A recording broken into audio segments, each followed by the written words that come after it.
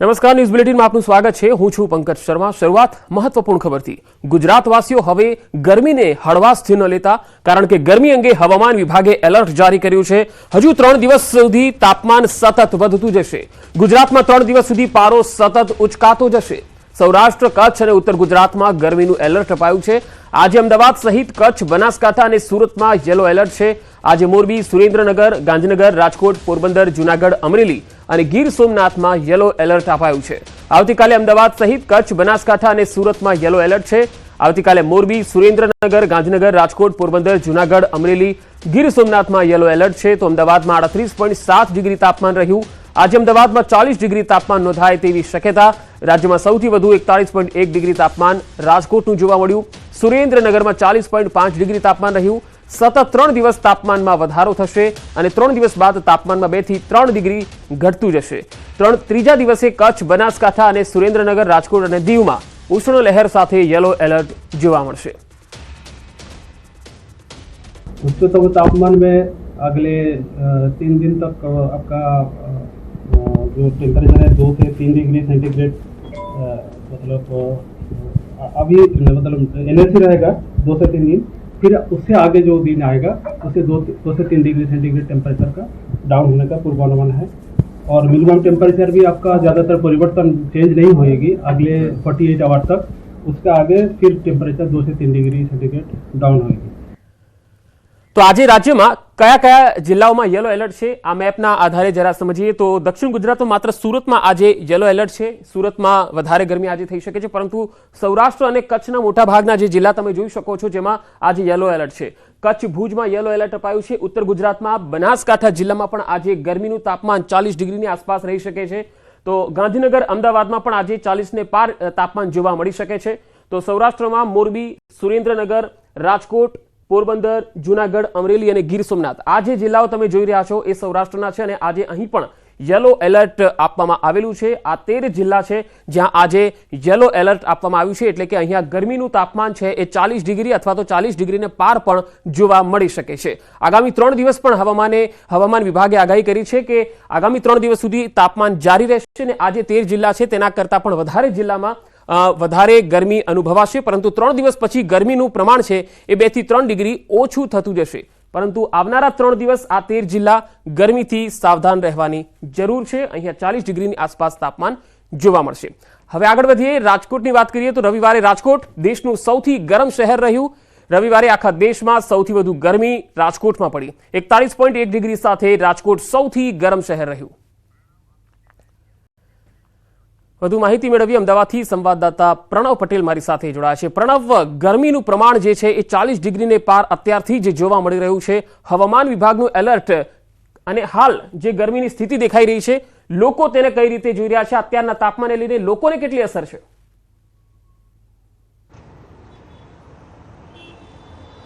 પંકજ, ચોક્કસ અમદાવાદ શહેરનું ગરમીનું તાપમાન છે તે વધી રહ્યું છે અને અમદાવાદીઓ હવે ગરમીથી સેકવા માટે તૈયાર રહેજો। પરંતુ અમદાવાદીઓ કેમ રૂકે? અમદાવાદીઓ અલગ અલગ નુસ્ખાઓ છે ગોતી લેતા। ખાસ કરીને જે ગરમીનું પ્રમાણ વધે એટલે લોકો છે ઠંડા પીણા તરફ વધતા હોય છે, છાશ પીતા હોય છે। ખાસ કરીને હું ઊભો છું અમદાવાદના પાલડી વિસ્તારમાં, જોઈ શકો છો કે રિક્ષા છે તેમાં ઠંડા પીણા એટલે જે લીંબુ શરબત છે, લીંબુ રસ છે, તેની વધુ ડિમાન્ડ છે તે લોકો કરતા હોય છે, કારણ કે ગરમી સતત વધતી હોય છે। તેની સામે એક જ માત્ર જે ઉપાય છે એ ઉપાય હોય છે ઠંડા પીણા, એ પણ લીંબુના। ખટાશવાળી વસ્તુ પીવાથી જે એનર્જી મળતી હોય છે અને સાથે જ જોઈ શકાય છે કે લોકો છે તે અહીં આવી રહ્યા છે અને ઠંડા પીણા પી રહ્યા। દોસ્ત, શું કેવું છે? ગરમી વધી રહી છે કે કેવી ગરમી કેવી લાગે છે? બહુ। એના માટે બચવા માટે શું આ છે? બીજું તો શું? આ છે બીજું શું? વડીલ એક ઉભા રહે, આપણે વાત કરવા માંગુ છું। બીજું શરબત બની રહ્યો છે અહીં, કારણ કે ગરમી વધી રહી છે અને ગરમીથી બચવા માટે જે લોકો છે તે અલગ અલગ કેટલી ડિમાન્ડ છે વધતી હોય છે ઠંડીનું જે ગરમીનું પણ લીંબુ શરબત અને લીંબુ સોડાની વધારે ડિમાન્ડ હોય છે ગરમીના હિસાબે। હાજી, ઓકે, જોઈ શકાય છે કે આ તૈયાર થઈ રહ્યો છે શરબત અને શરબત બની રહ્યો છે, કારણ કે ગરમી પડી રહી છે, ગરમીનું પ્રમાણ પણ વધી રહ્યું છે અને તેના જ કારણે આ જે કહી શકાય કે અત્યારે આ અમૃત બની ગયું છે અમદાવાદીઓ માટે। અને જે રીતે ગરમી પડી રહી છે, ગરમી માટે બચવાનો એક જ માત્ર નુસ્ખો જે માનવામાં આવતો હોય છે તે હોય છે।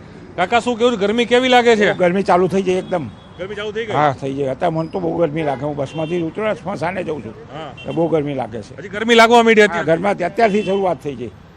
તો હજી આખો માર્ચ કાઢવાનો છે, એપ્રિલ નહીં, મે ને જૂન સુધી. મે ને જૂન સુધી. હા એટલે જોઈ શકાય છે કે અમદાવાદીઓ પણ વાત મારા હાથમાં જોઈ શકાય છે કે હજી ગ્લાસ છે. કાકા ગરમી કેવી પડી રહી છે? ફૂલ ગરમી જોરદાર. બાઇક ઉપર થી આવ્યા? ક્યાંથી આવ્યા? લાલ દરવાજાથી લાલવાડી. બાઇક ઉપર હતા કે કેમાં હતા? બસમાં હતા? બસ એક્ટિવા ઉપર એક્ટિવા. ગરમી લાગે છે? જોરદાર. આગળ જઈને શું થશે ખબર નહીં પડતી. અત્યારથી આટલી ગરમી 40 ઉપર ક્રોસ કર્યું તો આગળ શું થશે, નીકળાશે કે નહીં નીકળાય એનું કઈ ખબર પડતી તો નથી. એના માટે નુસ્ખો શું હવે ગરમીથી બચવા માટે? ગરમીથી બચવા માટે કંઈક ઠંડા પાણીને પોતાને મૂકીને પાછું બપોરે આરામ કરો, નીકળવું ના જોઈએ મારા ખ્યાલથી. બપોરે હા, એ બરા કાકા સાચી વાત કરી કે બપોર નીકળવું ના જોઈએ કારણ કે ગરમી વધી રહી છે. મારા હાથમાં પણ પંકજ શરબતનો ગ્લાસ છે અને આ ગ્લાસ હું પણ પીવાનો છું કારણ કે મને પણ ગરમી લાગી રહી છે. અને જે આપણે દર્શકોને પણ કહી રહ્યા છીએ કે બપોરનો સમય છે, મહાનગરપાલિકાએ એડવાઇઝરી બહાર પાડી છે કે બપોરના સમય. બેન કેવી ગરમી છે? બહુ ગરમી છે, હે? બહુ ગરમી છે. હજુ શરૂઆત થઈ માર્ચની. માર્ચની તો શરૂઆત છે, એપ્રિલમાં શું થશે ખબર નહીં. એપ્રિલ હું ખબર નહીં. વાત એપ્રિલ જૂનમાં અમને ખબર નથી કારણ કે થશે જ ખબર નહીં. એમ અત્યારથી જ આટલું છે તો ગઈ વખતે ગરમી લાગી હતી આટલી બધી? આટલી નથી, ઓછી હતી. ઓછી હતી.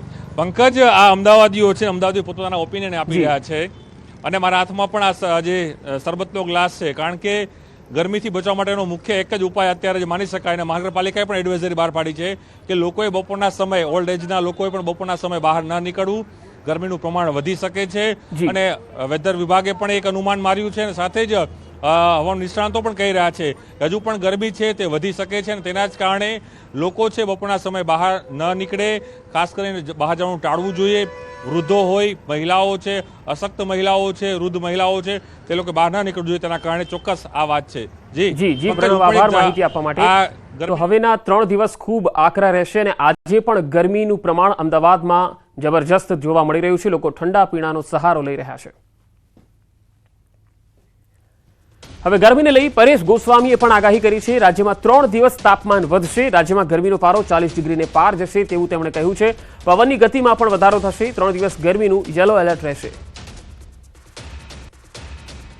થી લઈને 13 માર્ચ 2025 દરમિયાન રાજ્યની અંદર ઊંચું તાપમાન જશે ને રાજ્યની અંદર અનેક વિસ્તારોની અંદર તાપમાન છે 40 ડિગ્રીને પાર પણ થશે તેવી શક્યતાઓ દેખાય.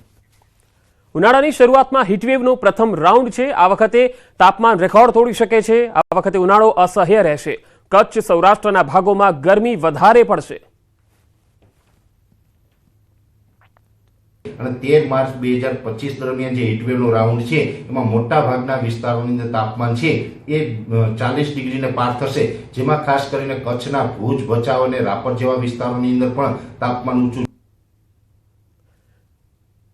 તો માવઠાને લઈ અંબાલાલ પટેલની પણ મોટી આગાહી. 12 થી 19 માર્ચના રોજ હવામાનમાં પલટો આવી શકે. હોળી બાદ હળવા માવઠાની શક્યતા રહેશે. હવામાન નિષ્ણાત અંબાલાલ પટેલે ન્યૂઝ 18 ગુજરાતી સાથેની વાતચીતમાં જણાવ્યું કે જૂનાગઢના ભાગોમાં અને એમાં મધ્ય ગુજરાતના ભાગોમાં અને ઉત્તર ગુજરાતના ભાગોમાં, ગુજરાતના ભાગો અને કચ્છના ભાગોમાં વાદળો આવશે. કેટલાક ભાગોમાં વરસાદી છાંટા પણ પડી શકે છે. આ વખતે હોળી આસપાસથી હવામાનમાં પલટો આવે તેવી શક્યતા છે. 12 માર્ચથી પ્રી મોન્સૂન એક્ટિવિટી શરૂ થવાની શક્યતાઓ રહેશે. દક્ષિણ ભારતમાં પવન સાથે વરસાદ થવાની શક્યતા રહેશે.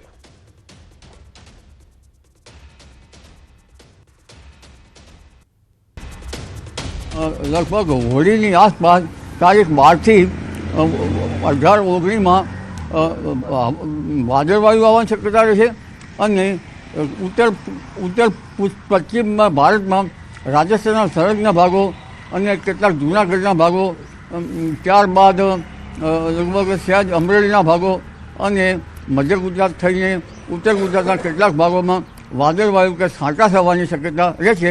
એટલે હોળી ઉપર પણ હવામાનમાં મોટો પલટો આવશે. પરંતુ હોળી બાદ હવામાનમાં માવઠું થશે. હોળી ઉપર હોળીની આસપાસ તો વાદળો આવશે. તારીખ 14મી બાદ હોળીના જે એની બાદ જે છે 14મી તારીખથી 18-19 તારીખમાં રાજ્યના કેટલાક ભાગોમાં વાદળવાયુ આવવાની શક્યતાની સાથે છાંટા પડવાની શક્યતા રહેશે. ઉનાળાની શરૂઆત સાથે જ લીલા શાકભાજીના ભાવમાં એક સપ્તાહ બાદ ફરીથી ઉછાળો આવ્યો. ઉનાળુ શાકના ભાવમાં પણ વધારો જોવા મળ્યો. તો ગરમી શરૂ થતાં જ લીંબુનો કિલોનો ભાવ ₹160 પહોંચ્યો છે. જમાલપુર એપીએમસી શાકભાજીના ભાવમાં સતત બીજી વાર ઉછાળો નોંધાયો. આ ઉછાળો આવવા પાછળનું કારણ આપતા વેપારીઓ કહે છે કે હાલમાં ઋતુ બદલાતા નવી શાકભાજીની આવક જોઈએ એટલા પ્રમાણમાં નથી આવી રહી. જેના કારણે ઉનાળુ શાકભાજીના ભાવ વધ્યા છે. 4 થી 5 દિવસમાં વધેલા શાકભાજીના ભાવ ફરી પાછા ઘટી જશે. હાલમાં લીંબુ, ચોળી, કારેલા, ભીંડા, વટાણા, કોથમીર અને મેથી સહિતના શાકભાજીના ભાવમાં વધારો નોંધાયો છે. કેસર કેરીના રસિકો માટે સારા સમાચાર. ઉનાળા પ્રારંભે જ માર્કેટમાં કેસર કેરીનું આગમન થયું. ગોંડલ માર્કેટ યાર્ડમાં કેસર કેરીનું આગમન થયું છે. ઉનાળાના પ્રારંભ સાથે જ માર્કેટ યાર્ડમાં કેસર કેરી અને રત્નાગીરીની હાફૂસ કેરીનું આગમન થયું છે. યાર્ડમાં પ્રથમ દિવસે જ કેસર કેરીના 22 બોક્સની આવક સાથે કેરીની સિઝનનો પ્રારંભ થઈ ચૂક્યો છે. યાર્ડમાં ગીર ગઢડા તાલુકાના નીતલી, ગીર કોઠારિયા અને સાવરકુંડલા તાલુકાના વીજપડી ગામથી કેસર કેરીનું આગમન થયું છે. કેસર કેરીની હરાજીમાં કેરીના 10 કિલોના બોક્સનો ભાવ 2500 થી લઈને ઊંચામાં 3100 સુધી બોલાયા છે. 2-3 દિવસથી યાર્ડમાં રત્નાગીરીની હાફૂસ કેરીની આવક સાથે હરાજીમાં રત્નાગીરી કેરીના 12 કિલોના બોક્સનો ભાવ 5500 બોલાયો. માર્કેટ યાર્ડમાં આ વર્ષે કેસર કેરીનું 15 દિવસ વહેલું આગમન જોવા મળ્યું. મારે ત્યાં 22 બોક્સનું કેસર કેરીનું આગમન થયેલું છે. તે 15 દિવસ પહેલા આગમન થઈ ગયું છે સિઝનમાં. ને કેરી ઊંચામાં 3100 થી 2500 રૂપિયાના 10 કિલોનું બોક્સ વેચાણ થયેલું છે. સાથે સાથે હાફૂસ કેરી પણ આવકમાં આવી છે, જેનો કિલોનો ભાવ 400 થી 500 રૂપિયા થયેલ છે. અમારે આજે એક બોક્સનો ભાવ 3100 રૂપિયા પડ્યો છે અને ગત ઉનાળા કરતા પણ આજે આ 15 દિવસ અગાઉ આ કેરી ઉતરી છે 10 વીઘાના બગીચામાંથી. અને આવતા સમયમાં જે માલ અમારી પાસે અઠવાડિયામાં ઘણો ઉતરે એમ છે. અને સિઝન પ્રમાણે વાત કરીએ તો આ 15 દિવસ જેવો એડવાન્સ માલ ઉતર્યો છે. તો કેસર કેરી 10 કિલોના બોક્સના ભાવ 5500 થી લઈ અને 3100 સુધી જોવા મળ્યા.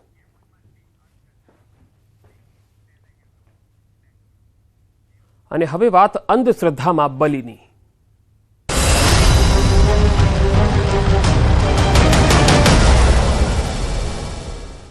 છોટાઉદેપુરમાં હચમચાવી નાખે તેવો બનાવ બન્યો. અંધશ્રદ્ધામાં બાળકીની બલી ચઢાવી દેવાઈ. છોટાઉદેપુરના બોડેલીના પાણેજ ગામનો આ બનાવ છે. તાંત્રિક વિધિમાં બાળકીની બલી ચઢાવી દેવાઈ. આધેડ ભુવાએ 5 વર્ષની બાળકીની બલીના નામે હત્યા કરી. આધેડ ભુવા લાલુ હિંમત તડવીએ તમામ હદો પાર કરી બાળકીને ઘરમાં લઈ જઈ અને વિધિ કરી કુહાડીથી ગળું કાપી નાખ્યું. બાળકી બાદ એના નાના ભાઈની પણ બલી માટે લઈ જતા ગ્રામજનો જોઈ ગયા. બાળકને બચાવી લઈ અને પોલીસ ઘટના સ્થળે પહોંચી. ગામ લોકોએ જાણ કરી. મામલતદાર સાથે પોલીસ ઘટના સ્થળે પહોંચી અને મૃતદેહને પીએમ અર્થે ખસેડ્યો. આરોપી લાલુની પોલીસે ધરપકડ કરી લીધી છે. સવારમાં લગભગ 8:45 મને ફોન આવ્યો કે આવા નવા બનાવ બન્યો. એટલે હું સ્થળ પર આવ્યો તો એ ભાઈ જે આરોપી છે હાથમાં કુવાડી લઈને ગળાથી કાપી નાખી બલી જ આપી. બલી આપવાનું કારણ તો એવું કઈ નતું. છોકરી રમતી હતી અને એને ખેંચી લગીને અંદર કાપી નાખી. ને એવું નતું પણ મજાક એવું છે એનું. એ સામેવાળા રાજુભાઈની દીકરી એક 5 કુંબળીભાઈની હતી, 5 વર્ષની હતી. એને ઉચકી લઈ જાય અને એના ઘરમાં કંઈક તાંત્રિક વિદ્યા કરતો હોય જેવું અમારું માનવું છે. અને એના ઘરમાં માતાનું મળ બનાવેલું છે, મંદિર બનાવેલું છે. ત્યાં લઈ જઈને કુવાડીનો ઘા મારી અને એને કરુણ હત્યા કરવામાં આવેલી છે. હા, એ જ તાંત્રિક મંદિર પાછળ લઈ જઈને એને ચટકો માર્યો આપી પાડે અને ત્યારે એનું મૃત્યુ નિપજાયું. માટે આવા નરાધમોને કડકમાં કડક સજા થાય એવી અમારી સરકાર પાસે માંગ છે. અને ગામ લોકો એવું કહે છે કે ભાઈ એ થોડોક ગુસ્સાવાળો માણસ હતો એવું કહે છે કે ભાઈ ક્રૂર તાંત્રિક વિધિ એવું બધા કહે છે ગામ લોકો કે ભાઈ તાંત્રિક વિધિ માટે એને બલિ ચઢાવવામાં આવી છે એવું કહે છે. છોટાઉદેપુરના પાણેજ ગામે અંધશ્રદ્ધામાં બાળકીની બલિ ચઢાવી દેવાઈ. આધેડ ભુવાએ તાંત્રિક વિધિમાં 5 વર્ષની બાળકીની બલિ ચઢાવી. બાળકી બાદ એના નાના ભાઈની પણ બલિ માટે લઈ જતા ગ્રામજનો જોઈ ગયા. આ સમગ્ર મામલે જ્યોતિર્નાથ મહારાજનું શું કહેવું છે આવો એ પણ સાંભળીએ. પોતાની સામે રહેતી દીકરીને 5 વર્ષની દીકરીને રેસી કાઢી બલિ ચડાવી છે તો જરૂર છે, જાગવાની જરૂર છે સમાજ. અને કડકમાં કડક સજા થાય એવી તો માંગ છે જ, પણ આવી તૃણાસ્પદ પ્રવૃત્તિઓ માટે જાગ્રત રહેવું પડશે આપણે બી. ઘરવાળાને ખબર પડી બચાવી લીધો નહીં તો એના ભાઈનું પણ કતલ થઈ જાત. તો અંધશ્રદ્ધામાં 5 વર્ષની બાળકીની બલિ ચઢાવી દેવાઈ છે. ત્યારે વિજ્ઞાન જાથાના ચેરમેન જયંત પંડ્યા આપણી સાથે જોડાયા છે. જયંતભાઈ, આપનું સ્વાગત છે. સૌથી પહેલા છોટાઉદેપુરનો આ એક બનાવ બન્યો છે, ખૂબ જ ધ્રુજાવી ઉપજાવી કાઢનારો છે. આપણા ગુજરાતમાં જેટલું આધુનિક વાતાવરણ બની રહ્યું છે, એઆઈનો જમાનો છે, પરંતુ ગામડાઓમાં હજુ પણ લોકો અંધશ્રદ્ધામાં માની રહ્યા છે. આપની પહેલી પ્રતિક્રિયા બનાવને લઈને?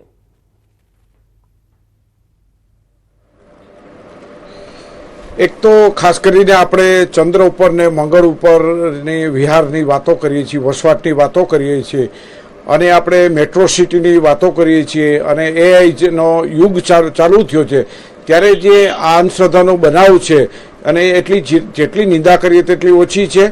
આપણી ક્યાંક ખોટ લાગે છે કે જેથી કરીને ગુજરાતમાં દર 15 કે 25 દિવસની અંદર અંધશ્રદ્ધાનો બનાવ બને છે, અને આટલું વિકૃત અને ક્રૂરતાપૂર્વકનું જે આ છોટાઉદેપુર બોડેલી પાસે પાણેજ ગામમાં બન્યો છે, અને જે ભુવા દ્વારા નિર્મમ હત્યા કરી અને બલિ ચડાવવામાં આવી છે, એટલે આપણે વિચાર કરીએ છીએ કે આપણે જે વાતો કરીએ છીએ, વિજ્ઞાન અભિગમની વાતો કરીએ છીએ, જનજાગૃતિની વાતો કરીએ છીએ, વાસ્તવના ગ્રાસ લેવલે આપણે પહોંચ્યા નથી એવું સાબિત થાય છે. અને આપણી જે ખાસ કરીને લોકોનો વિશ્વાસ સંપાદન અને લોકોને મેડિકલ સારવાર કે વિજ્ઞાનની સિદ્ધિઓની વાતો કે આપણે જે હાઈફાઈ યુગની વાતો તે માત્ર પુસ્તક ઉપર હોય એવું લાગે છે. અને ગામડાઓની સ્થિતિ છે અતિ કરુણ અને દારૂણ પરિસ્થિતિ જોવા મળે છે. આ જે છોટાઉદેપુરનો જે બનાવ છે, આ બનાવ અતિશય ધૃણાસ્પદ અને વિજ્ઞાન જાથા તો આજે રાતના અમારો કાર્યક્રમ છે, અમે 10,000થી વધારે કાર્યક્રમ કર્યા છે, પણ તમે જુઓ તો પરિણામ આપણને જોવા મળતું નથી. આજે અમે રાતના અમારો કાર્યક્રમમાં અમે આ આખી વિગત આપશું, અને આવતીકાલે અમે ત્યાં ગામની મુલાકાત લઈ અને આવા બનાવનું પુનરાવર્તન ન થાય. હું ને તમે વારંવાર આપણે પ્રયત્ન કરીએ છીએ, જાગૃતિના પ્રયાસો કરીએ છીએ. આજે પણ ડામ વાપવાની બલિ પ્રથા, પશુ પક્ષીની બલિ ચડા અત્યારે પણ ચાલુ જ છે, અને સરકાર છે એનો અભિગમ બહુ સ્પષ્ટ કરવો પડશે. સરકારે માત્ર વોટ બેંકને ધ્યાનમાં રાખ્યા વગર અને જે વિધેયક આવ્યું છે એ અસરકારક સાબિત થાય એવા પ્રયત્ન કરવા પડશે. અને લોકોનો જે સરકારની એજન્સીઓ છે, મહાનગરપાલિકા, નગરપાલિકા, આરોગ્ય કેન્દ્ર, એને ઠોસ ગ્રાસ લેવલે કામ કરવું પડશે, લોક ચળવળ ઊભી કરવી પડશે, તો જ આવા બનાવોનું પુનરાવર્તન અટકશે. જયંતભાઈ, સરકાર તરફથી પણ અંધશ્રદ્ધા નિર્મૂલન કાર્યક્રમો થઈ રહ્યા છે, પરંતુ આ અંતરિયાળ ગામો એવા છે કે જ્યાં એ કાર્યક્રમોની કોઈ અસર દેખાઈ નથી રહી, ત્યાં સુધી એ પહોંચી નથી રહ્યા. આપની દ્રષ્ટિએ સરકાર તરફથી હજુ શું થવું જોઈએ કે જેથી લોકો આ મામલામાં જાગે?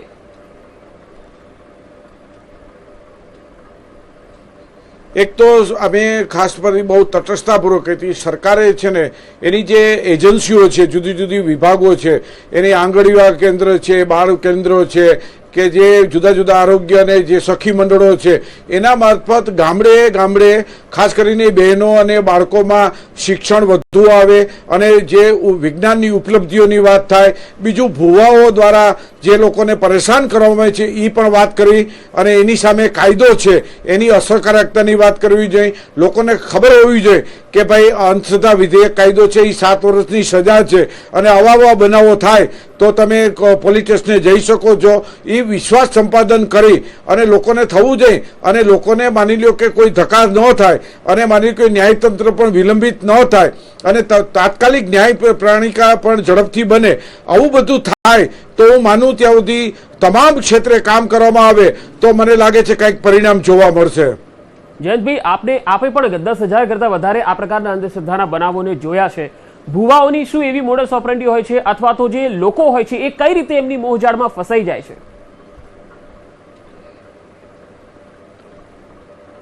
એક તો ખાસ કરીને આ બધા ભુવા ને તાંત્રિકો છે, મુંજાવરો છે, કે જે કોઈ પાદરીઓ છે, એ લોકોમાં એક વાક ચાતુર્ય હોય છે કે અગાઉ કૃષ્ણ ભગવાનને ગુરુની જરૂર પડતી હતી, પછી ભગવાન રામને ગુરુની જરૂર પડતી હતી, અને એ ગુરુની જગ્યાએ પોતે સ્થાપિત કરી દે, અને એટલું બધું બ્રેઇન વોશ કરે કે એટલું લોકો એના મગજમાં ફિટ કરી દે તો ઘણી વાર તો પોતે આત્મઘાતી પગલું લે છે, પોતાના પરિવારને પણ છોડી દે છે, અને પોતે એના ભાઈ બનીને બરબાદી નોતરે છે. અને તમે જો તો પત્ની પણ એને પ્રસાદમાં આપી દે છે. આવા અનેક કિસ્સાઓ અમે જોયા છે અમારા 35 વર્ષ ગાળામાં. જે લોકો એને બ્રેઇન વોશ કરે છે એ પોતે ભગવાન હોય છે, અને ભગવાનથી પણ ઉપર પોતે કામ કરી શકે છે એવું પ્રસ્થાપિત કરી દે છે, જેના કારણે આવા જે માનસિક નબળા લોકો છે અને એ લોકો તરત જ આવી જાય છે અને અનુકરણ કરે છે કે સામૂહિક આપઘાત પણ કરતા હોય છે. એટલે એનું બ્રેઇન વોશ છે, માસ હિસ્ટેરિયા છે, એનું મનોવૈજ્ઞાનિક છે, ભુવાનું અલગ પ્રકારનું હોય છે. મેં તમે જોયું કે કોરોના વખતે ભુવાનું સામ્રાજ્ય એટલું હતું કે સરકારને દાદ નહોતા દેતા, ત્યારે અમે એને કલેક્ટરે બધા સાથે મળી અને રસી અપાવ્યા હતા. અને હજી સરકાર છે ભુવાના સંમેલન બોલાવે, એને ભુવાના સંમેલન કે એને માતાજીનો અંશ છે, આવું બધું રાજકીય પક્ષોએ એને એનાને તિલાંજલિ આપવી જોઈએ અને લોકોને સુખાકારીની વિચાર કરવો જોઈએ, તો જ મને લાગે છે પરિણામ આવશે. જી જયંતભાઈ, આપ અમારી સાથે જોડા, આપનો ખૂબ ખૂબ આભાર. તો જયંતભાઈએ પણ કહ્યું છે કે આવા બનાવોને રોકવા માટે અલગ અલગ સરકારની જે એજન્સીઓ છે તેમણે પણ વર્ક કરવું જોઈએ અને સ્થાનિક લેવલે જિલ્લા વહીવટી તંત્રએ પણ આ મામલે કામ કરવાની જરૂર છે. લોકોએ પણ હવે જાગવાની જરૂર છે આવા ધુતારાઓ સામે. નર્મદામાં જોખમી સવારીનો એક વિડીયો વાયરલ થયો. જીપની અછત પર જોખમી રીતે પ્રવાસીઓને બેસાડવામાં આવ્યા. જીપની પાછળ લટકતા પ્રવાસીઓ. હોળીના તહેવારોમાં પ્રવાસીઓની ભીડ વધતા ખાનગી વાહન ચાલકો કાયદાને ઘોડીને પી ગયા હોય એવો ઘાટ સર્જાયો. આ તસવીરો તો જુઓ. ખાનગી વાહન ચાલકોને જાણે પોલીસનો તો ડર જ નથી રહ્યો અને વાહનો પર એટલા ઠાંસીને લોકોને ભરીને લઈ જઈ રહ્યા છે, બેસાડીને લઈ જઈ રહ્યા છે અને આ લોકોના જીવને પણ જોખમ છે. ડેડિયાપાડાનો આ વિડીયો હાલ વાયરલ થઈ રહ્યો છે. સવાલ એ છે કે શું ટ્રાફિક પોલીસને આ દ્રશ્યો નથી દેખાઈ રહ્યા? સુરતમાં ફાગોત્સવના નામે અશ્લીલ નાચગાનના વિડીયો વાયરલ થયા. વેપારીઓએ ઠુમકા લગાવ્યા અને નોટોનો વરસાદ કર્યો. હોળીની ઉજવણીમાં અશ્લીલ કાર્યક્રમોનું આયોજન થતા નારાજગી જોવા મળી. આ તસવીરો જુઓ. રવિવારે ફાગોત્સવની ઉજવણીના નામે અશ્લીલતા દર્શાવતો એક વિડીયો સુરતનો વાયરલ થયો. તહેવાર આવતાની સાથે સુરતમાં રહેતા રાજસ્થાનીઓ ફાગણ ઉત્સવ તરીકે ઉજવતા હોય છે, ત્યારે સુરતના રિંગ રોડ પર લાગેલી આગને લઈ વેપારીઓ આ વર્ષે તહેવાર ઉજવવાની મના ના કહેવામાં આવી હતી, પણ કેટલાક વેપારીઓ દ્વારા આ કાર્યક્રમનું આયોજન કરવામાં આવ્યું હતું અને તેમાં પણ અશ્લીલ ડાન્સ કરવામાં આવ્યો હતો. ત્યારે આપણી સાથે કાપડ વેપાર માર્કેટના આગેવાન કૈલાસ હકીમજી છે. કૈલાસભાઈ, જે પ્રકારનો વિડીયો વાયરલ થયો, કારણ કે શિવશક્તિની આગ બાદ આ તહેવાર ઉજવવાની ના પાડવામાં આવી હતી સ્વૈચ્છિક રીતે, પણ આ પ્રકારના વિડીયો આવ્યા છે. पहले तो मुझे यही पता नहीं लग रहा कि ये कौन से मार्केट का है. 2 दिन से मैं भी प्रयास कर रहा हूँ. मैंने काफ़ी मार्केटों में मैनेजर से और व्यापारियों से पूछताछ की, लेकिन कोई भी इस बात की पुष्टि नहीं कर रहा. कुछ लोग कह रहे हैं पुराना है, कुछ बोलते हैं बाहर का है, लेकिन कहीं ना कहीं मार्केट की फ़ोटो दिख रही है. इस बात से मैं सहमत हूँ. यदि वास्तव में यदि इस वर्ष का भी है तो ये निंदनीय है. मैं इस बात से उनसे अपील करता हूं कि सूरत का व्यापारी बहुत प्रतिष्ठित है, उसकी एक गरिमा है. यदि इस तरह से महिलाएं जो हरकत करके हम लोग जो डांस कर रहे हैं, हमारे एक सामाजिक परिवेश में रहने वाले लोग, उनको शोभा नहीं देता है. शिवशक्ति मार्केट में आग लगी थी, उसके बाद ऐसा कार्यक्रम नहीं करने की घोषणा की गई थी. घोषणा नहीं की थी, एक हमले स्वैच्छिक हम लोगों ने एक निर्णय लिया था, आपस में म्यूचुअल निर्णय था. हमने कहीं लिखित कहीं और ऐसी घोषणा नहीं की थी. लेकिन देखिए, व्यापारी होता है, इमोशनल है, और इस मामले की गंभीरता को देखते हुए लोगों ने स्वैच्छिक निर्णय लिया कि इस बार हम लोग कोई भी ऐसे डांस वगैरह का या होली का स्नेह मिलन मार्केट एरिया में पर्टिकुलर नहीं करेंगे, क्योंकि मार्केट का सवाल था. तो लोगों ने कई मार्केटों ने 10 मार्केटों ने लगभग कैंसिल किए. हमारे मिलेनियम मार्केट और फोस्टा का भी साथ में हो रहा था, हमने वो भी कैंसिल किया. આગની ઘટનાને લઈને વેપારીઓએ એક નિર્ણય કર્યો હતો કે આ વર્ષનો હોળીનો કાર્યક્રમ ન કરી તેનું જે ફંડ છે તે આ વેપારીઓની મદદ કરવી, પણ કેટલાક વેપારીઓ દ્વારા જે અશ્લીલ કાર્યક્રમ કરવામાં આવ્યો છે તેને લઈને ચોક્કસ વેપારીઓની એક ગરિમાને ચોક્કસપણે લાંછન લાગ્યું છે. કીર્તેશ પટેલ, ન્યૂઝ 18 ગુજરાતી, સુરત. તો સુરતમાં ફાગોત્સવમાં આ પ્રકારના દ્રશ્યો સામે આવ્યા હતા. જૂનાગઢના મધુરમ વિસ્તારમાં 20 વર્ષીય યુવતીએ આપઘાત કરી લીધો. આત્મહત્યા પહેલા યુવતી લક્ષ્મી વેગડાએ વિડીયો પણ બનાવ્યો. પોતાના ગળે અને ઘરે જ આ ગળે ફાંસો ખાઈ અને આત્મહત્યા કરી. આત્મહત્યા કરવાનું કારણ અકબંધ છે. વિડીયોમાં યુવતી રડતા તેની માતાને સંબોધી અને સંદેશ આપે છે. તો આ બુલેટિનમાં અત્યારે આટલું જ. નમસ્કાર.